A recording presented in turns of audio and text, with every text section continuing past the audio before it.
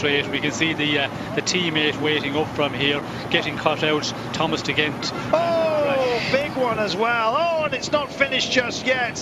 Tekla Hamanot's down on the other side of the road, and this is about 15 or 20 riders, and there's a lot under that pile. They were starting to make the take. Oh, big hit as well as he went down. Dumoulin it was, I believe, that has gone down and just taken several others with them at pace. That was nasty. Oh, and some really nasty hits onto the wreckage, essentially. We're going to have some injuries, and they're not going to be nice. Oh, riders down and staying down, Sean.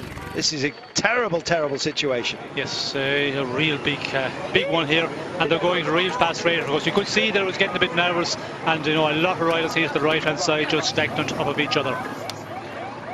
And we've had a second crash on the left-hand side of the road as well, but this is the main incident that we're staying with right now. There are so many broken bites and broken bodies, I assume. Let's just hope that everyone manages to stand up, but riders generally are not taken to standing down, and Cancellara is here, and he's pointing to his ribs first of all. Let me just get myself together. He's not right vision-wise. He's taken a big hit.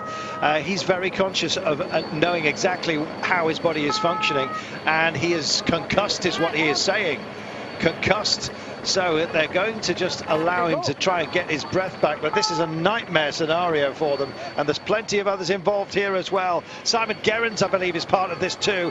Bang and down. Was it Costa that hit the day? No, it was one of the Air France's Jeux riders. There's Cancellara going completely over now. Look at the face plant from the France's Jeux rider, who went straight into the pack and into the metal, I'll be bound.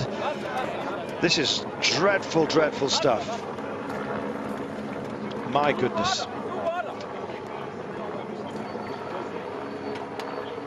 Sean, we've taken a huge hit on this Tour de France at a moment where it was certainly not expected. And the race has been neutralised, and I am not surprised, Sean. Yes, well, we can see there the France's Jeux rider really after taking a hard hit there, and we can see the big post here, the lamp post. I think some of the riders actually came in contact with that, and we can see that the riders, some of them really getting badly injured.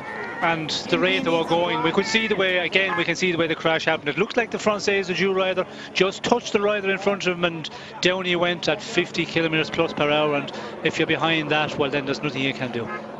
Christian Prudhomme is neutralising the race. They're just going to settle everybody down right now and just let everybody try and regather themselves.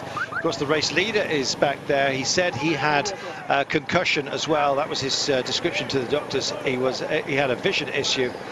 So much, Sean, taken out. So many riders taken down in one fell swoop. And that's the desperate thing. You were quite right. The wreckage was held up by the lamppost and then became a barrier, essentially. So they'll take their drinks and their thoughts. These guys will be just as shocked as we are, Sean.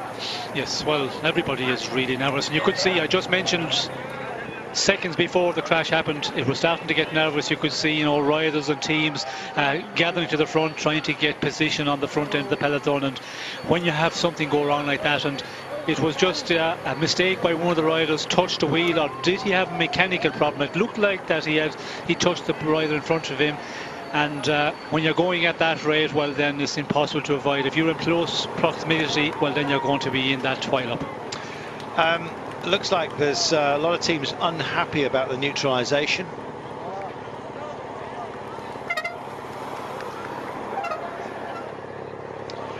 We are neutralised, Sean, still. No Sky Riders are involved in the crash, and they are pushing on. It looks like they have got the right to fight. Again, Sean, the cars are being pulled out by the looks of things. Yes, well, it looked like that the cars are being pulled out, and a lot of riders not very happy. The ones, of course, who weren't involved with the crash, their teammates wasn't in there. Well, they want to continue racing, and this is going to be the discussion once again. Why was the race neutralised for a moment? Because the race was on, and normally when you're in that situation, well, it just continues. Well, the race is back out from neutralisation, and this is the reason why it was called.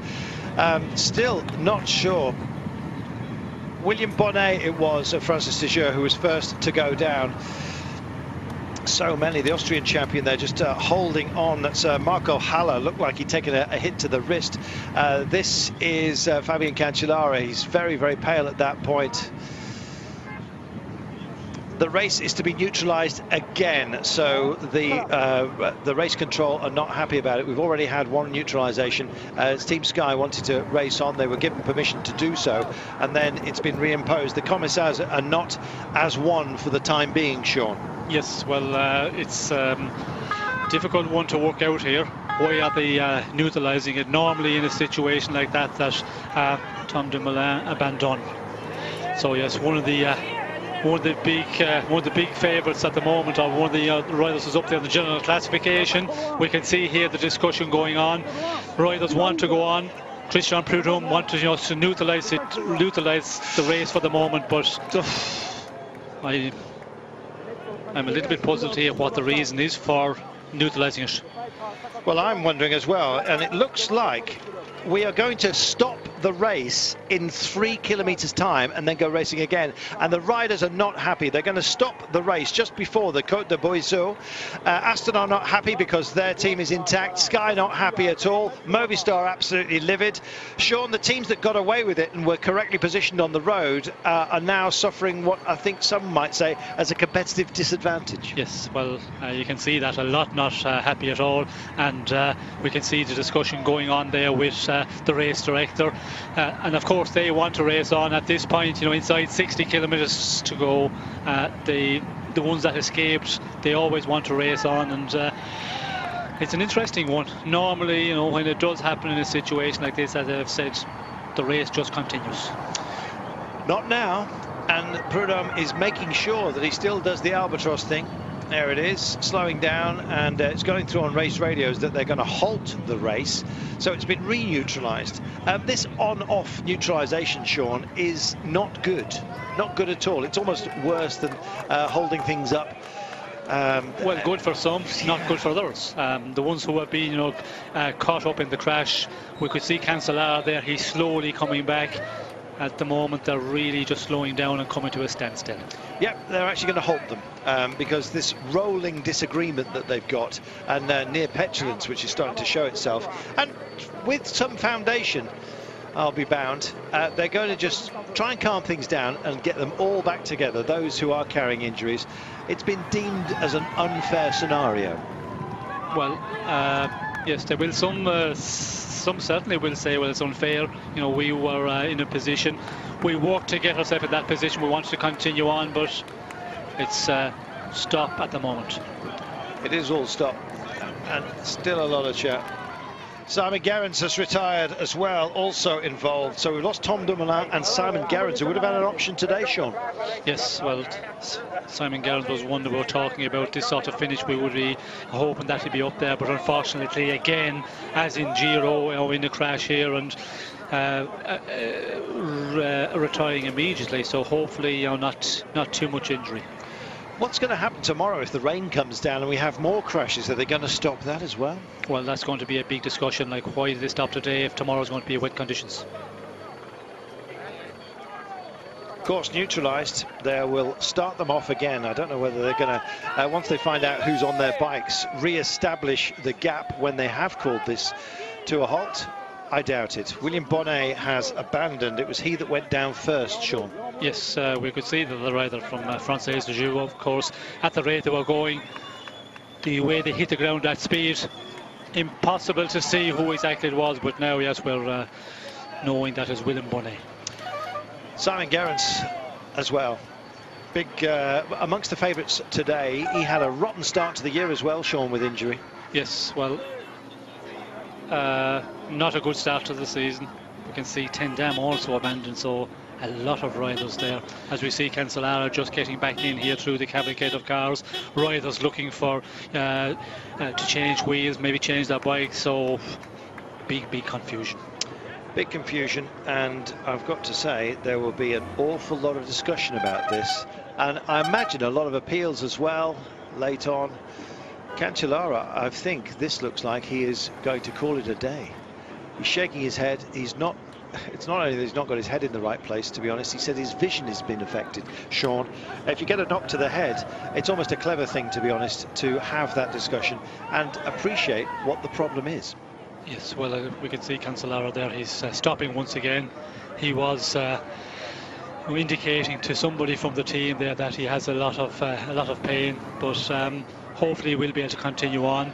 And it's an opportunity for him to get, back into the race here, because normally with the race going on at the point when the crash happened, well, if it continued there, he would have never made contact with the peloton again.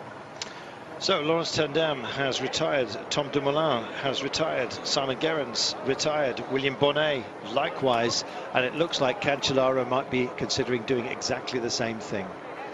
This is very grave looking faces, and I'm afraid this looks like Cancellara has decided that this is not going to happen. He's still back on his bike though, certainly not best pleased by it, and there is the man who's got a lot of pressure on his shoulders. You make decisions, you're paid to make decisions. He's made one right now, and he's going to have to live with the consequences, however this is viewed. You can see the nervousness of Christian Prudhomme. It's a weighty decision he's taken. Yes, well, it is a decision, and it will be interesting to see the reason that they did, neutralise it first of all, then stop the race for this number of minutes here. And we can see here a lot of discussion going on at the moment, and yeah, I ask myself, I'm finding it difficult, the reason that they did neutralise it and stop it. This does not look like a man who's at peace with himself. Cancellara, because they have halted it, essentially for him, the leader of the race, he's come up and rejoined, and there's going to be even more pressure if he suddenly decides, well, actually, forget it, I can't do this anymore. It's almost an unkind level. There's Tekla Hamanot, who went over on the left-hand side of the road. At least he didn't get crashed into, but he had his own accident. A lot of you getting very animated about this on Twitter. Lefebvre saying, I will remember this every crash we'll be waiting for during the Tour de France. There we are. Remember what? Remember, not exactly clear. Sasha Modolo it is that's tweeting this. So every crash in the Tour de France, what are we going to stop the race now, Sean?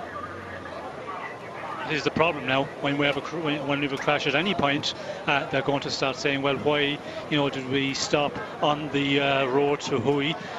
So there will be teams calling, and there'll be teams not wanting to have the race stopped. And as we can see here, they were going at 55, 60 kilometers per hour when the crash occurred, and they just kept stacking up from behind on each other.